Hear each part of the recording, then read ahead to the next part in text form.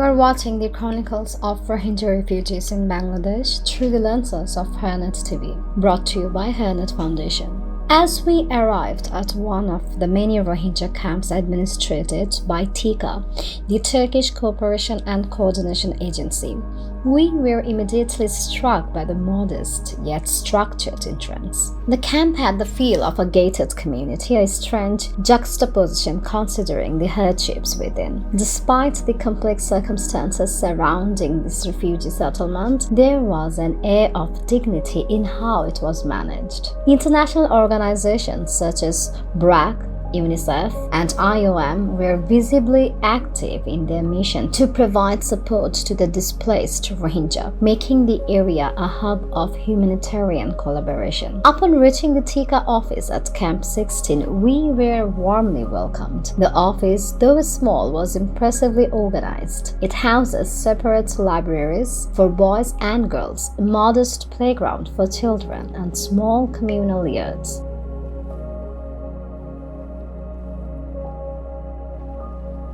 But what caught our attention most was the staffing. Unlike many camps where external workers handle operations, TICA employed people from the educated Rohingya community itself. More remarkably, at least half of the staff members were women, a remarkable achievement considering the deeply conservative context of a refugee camp where tradition often curtails such progress. Our journey began with a visit to the library. There we witnessed young Rohingya youth immersing themselves in English studies, yes, an effort that seemed quite out of place given the oppressive condition they have faced. The library wasn't just a space for learning, it was a symbol of resistance, of survival through intellect. Outside the library, we spent some time with the children. Their innocent smiles, unaffected by their harsh reality, reminded us that joy is still universal. Their laughter echoed in the small playground, a reminder that even here life still blooms. We then embarked on an excursion through the camp itself. The Rohingya community, the refugees, had developed their own economy, rudimentary, yes, but self-sustaining nonetheless.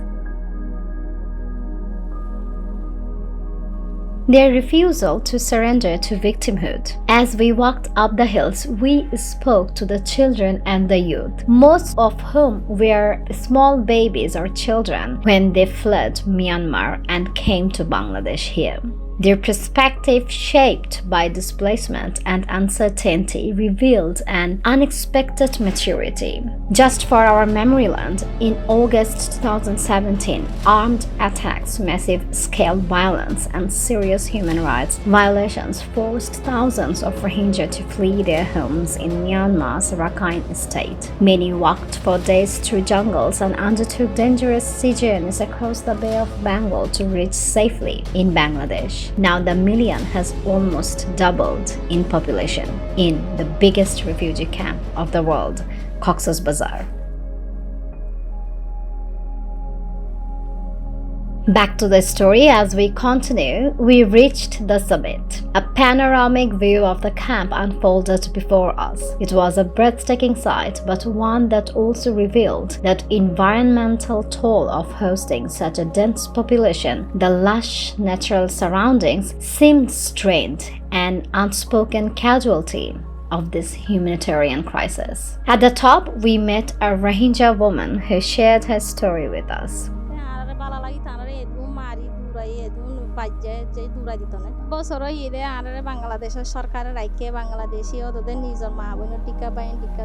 She recounted how when they first arrived, they believed their stay would be short, that they would return to Myanmar in just few months. But now, 7 years later, that dream has not materialized yet. The hope of return is now overshadowed by uncertainty.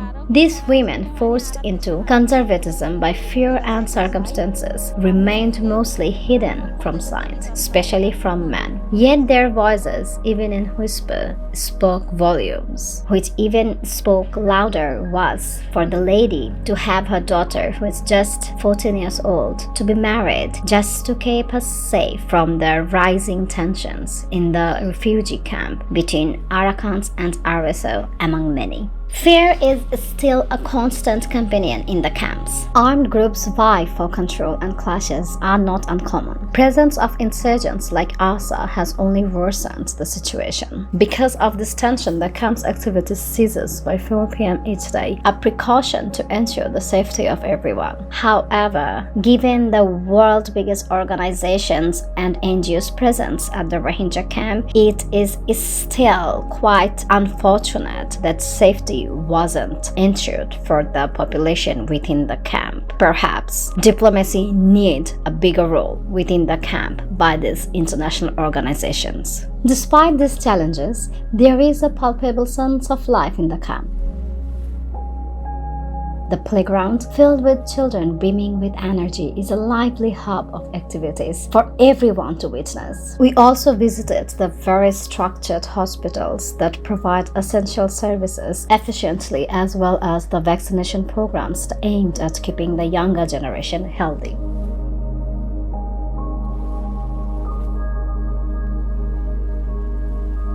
After exploring the camp, we offered tokens of appreciation to the staff at the Tika and to the Rohingya community. A small gesture of goodwill. It was clear that this was just the beginning of our collaboration. We expressed our intent to return and continue working alongside with these development partners of Bangladesh like Tika, BRAC, UNICEF, IOM, UNHCR, and more. As we prepared to leave, we reflected on the day. We had come expecting to witness hardship, and we did. But we also saw something else, a flicker of hope. The smiles on the faces of the children, the quiet determination of the youth, and the tireless efforts of those working to help them. And after talking to the Rohingya youth, one thing I can tell you, if we fail, they will ensure that light find their ways in their life, because it reminds me the very words of this young boy Saifullah.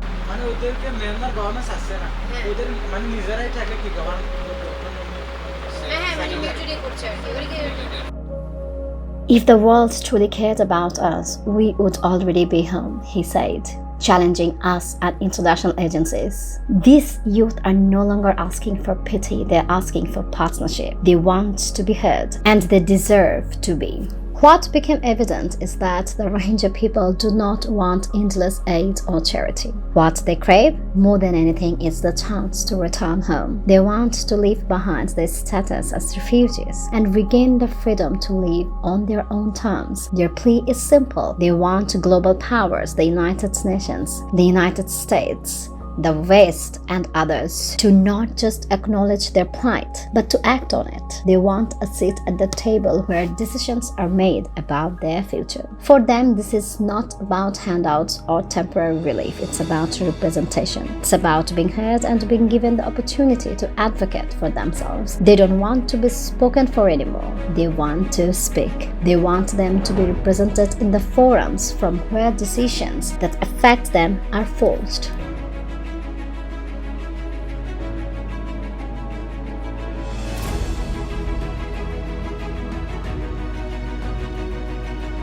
As we left Camp 16, we knew that the road ahead for the Rohingya people remains long and uncertain. But if there is one thing that we are sure of, it's that this community, especially its youth, is resilient. They are not asking for the world's sympathy, they are demanding its respect. And it is our responsibility as part of the global community to ensure that their voices reach the places where decisions are made, because they deserve nothing less than the right to return to their homeland and live with the dignity that has been denied to them for far too long.